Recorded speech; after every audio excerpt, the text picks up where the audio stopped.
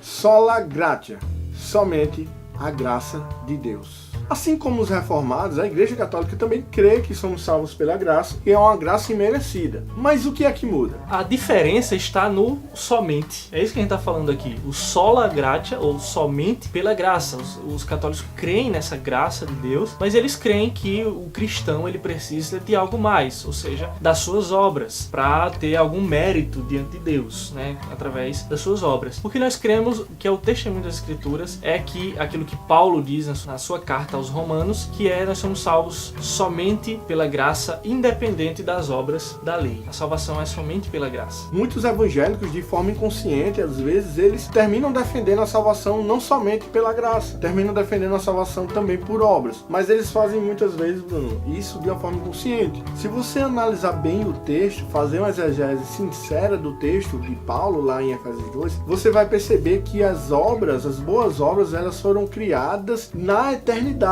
antes de tudo ocorrer. Porque o cristão ele é salvo para as boas obras e não é salvo por causa das boas obras. Isso acontece por causa de uma interpretação errada desse texto bíblico, porque é somente pela graça de Deus que somos salvos, não pelas obras. Para que o quê? Para que ninguém se glorie. É isso que o texto traz. As boas obras, nós fomos salvos para as boas obras, para fazermos as boas obras que foram preparadas de antemão por Deus. Entender errado vai dar o quê? Vai resultar nessa atitude de achar que você é salvo por aquilo que ele está fazendo. Algo importante, tanto no que se diz respeito ao sola fide, que nós já tratamos, como esse sola gratia. Muitos entendem que no Novo Testamento, o tema do Novo Testamento é graça, mas o Antigo é lei. Ou seja, no Novo Testamento, o pessoal sim é salvo pela fé, pela graça, mas no Antigo Testamento o assunto é outro. E aí nós, quando olhamos para o Antigo Testamento, nós entendemos justamente essa questão das obras, né? Que nós não somos salvos pelas obras, mas para as obras. Nós vemos isso na história de Israel. Israel foi alvo da graça de Deus.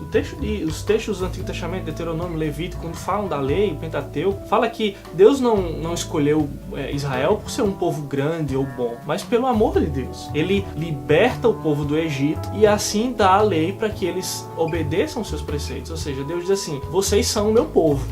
Eu tirei vocês da terra do Egito, ou seja, vocês foram agraciados por mim, vocês foram amados por mim, escolhidos por mim, e agora vocês devem andar como consequência disso sob a lei, nos preceitos da lei, obedecendo os preceitos, os mandamentos do Senhor. Da mesma forma somos nós. Nós somos agraciados por Deus, a igreja de Deus recebe a graça, e aí nós somos salvos por essa graça, e agora caminhamos pelas obras em consequência disso. E vale enfatizar também que a forma na qual Paulo apresenta, já no verso 1, é muito interessante. Ele vai dizer assim, vocês estavam mortos em suas transgressões e pecados, nos quais costumavam a viver, quando seguiam a presente ordem deste mundo e o príncipe do poder do ar, o espírito que agora está atuando nos que vivem na desobediência. Anteriormente, todos nós também vivíamos entre eles, satisfazendo as vontades da nossa carne, seguindo os seus desejos e pensamentos, como os outros. Éramos, por natureza, merecedores da ira de Deus. Entretanto,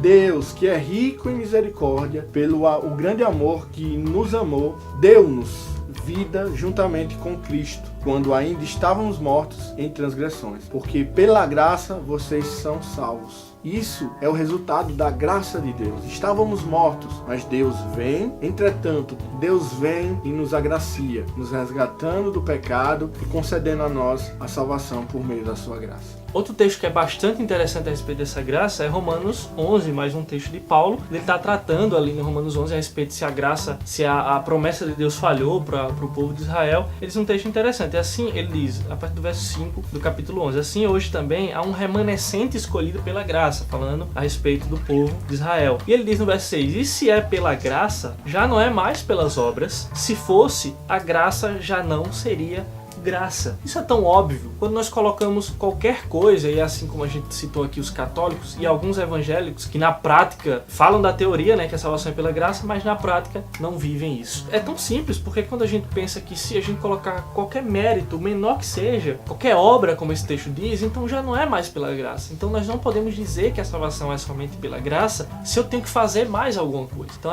a Escritura diz isso. Se é graça, tem que ser graça, é de graça.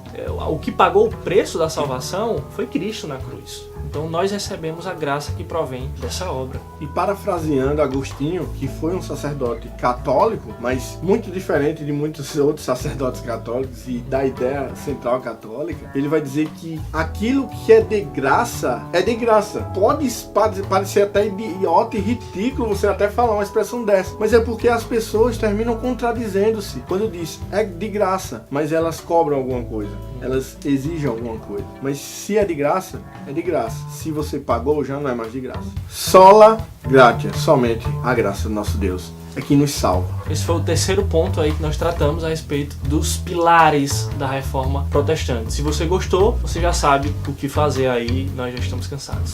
Até o próximo vídeo.